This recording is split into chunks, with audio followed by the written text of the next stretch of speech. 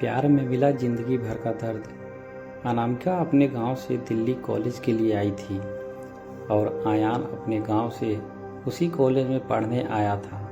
आयान एक सीधा साधा सा लड़का है जो ना लड़कियों से ज़्यादा बात करता है और ना किसी से ज़्यादा मतलब रखता है। आयान की यह बात अनामिका को बहुत अच्छी लगती है और वह किसी न किसी बहाने से आयान से बात करने की कोशिश करती है। अनामिका दिखने में क्यूट लगती है। कुछ ही समय में आयान और अनामिका की दोस्ती हो जाती है। आयान धीरे धीरे अनामिका को पसंद करने लगता है। दोनों दिन भर कॉलेज में बातें करते अपने हर लाइक डिसलाइक की शेयर करते हैं और कुछ समय में बहुत अच्छे दोस्त बन जाते हैं। आयान की लाइफ में पहले कभी कोई लड़की नहीं आई थी, जबकि अनामिका के पहले दोस्त थे और वह सब से बातें करती है। आयान को यह पसंद नहीं था। एक दिन बातों ही बातों में आयान अनामिका को अपने दिल की बात बता देता है।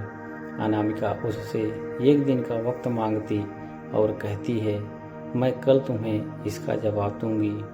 अनामिका सोचती, जब आयान कॉलेज पढ़ने आया था तब वह सिर्फ पढ़ाई पर ध्यान देता था, पर अब उसका पूरा ध्यान मुझ पर रहता है।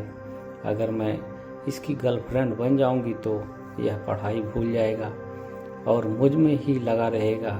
यही सब ख्याल अनामिका के मन में होते हैं और दूसरे दिन अनामिका आयान को मना कर देती है और कहती है, मैं तो तुम्हें बस अपना दोस्त समझती हूँ, इससे ज़्यादा कुछ नहीं। मैं यहाँ पढ़ने आई हूँ और कुछ करने नहीं। तुम चाहो तो मेरे दोस्त रह सकते हो। आयान दोस्ती के लिए मना कर देता है और अनामिका को बहुत समझाता है, लेकिन अनामिका कुछ नहीं सुनती। आयान को यह बात बहुत बुरी लगती है और वह अनामिका से बात करना बंद कर देता है।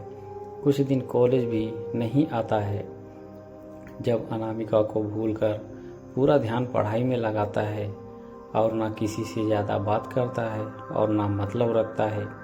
देखते देखते कॉलेज बीत जाता है और सब अलग अलग हो जाते हैं। आयान कॉलेज में टॉप कर जाता है और सबसे पहले नौकरी पा लेता है। 2-3 साल बाद बीत जाते हैं। आयान को अनामिका का पता रहता है और ना अनामिका को आयान का कुछ पता रहता है। आयान अपनी कंपनी छोड़कर एक नई कंपनी में ज्वाइन करता है, जिसमें उसकी पोस्ट पहले से बहुत अच्छी और पगार दुगनी रहती है। जब आयान पहले दिन ऑफिस जाता है तो उसे पता चलता है अनामिका इस ऑफिस में उसकी जूनियर है। वह उस पर बिल्कुल भी ध्यान नहीं देता है और काम में ही लगा रहता है। कुछ दिनों ऐसा ही चलता है, पर दोनों एक दूसरे को पहले से ज़्यादा जानते थे और एक दिन दोनों को एक प्रोजेक्ट के लिए साथ में बाहर जाना पड़ता है।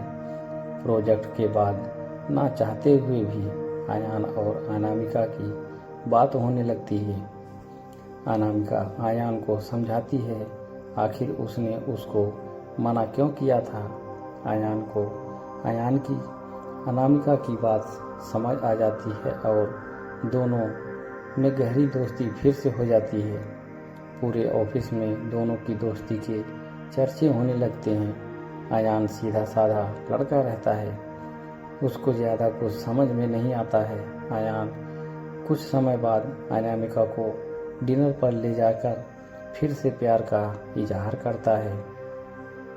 अनामिका इस बार आयान से मना नहीं करना चाहती, पर उसके पास कोई चारा नहीं है, क्योंकि कुछ ही दिनों में उसकी शादी होने वाली रहती है। अनामिका आयान को उसकी शादी की बात बताती है। इस पर आयान का दिल पूरी तरह टूट जाता है। वह बिना कुछ कहे वहाँ से चला जाता है।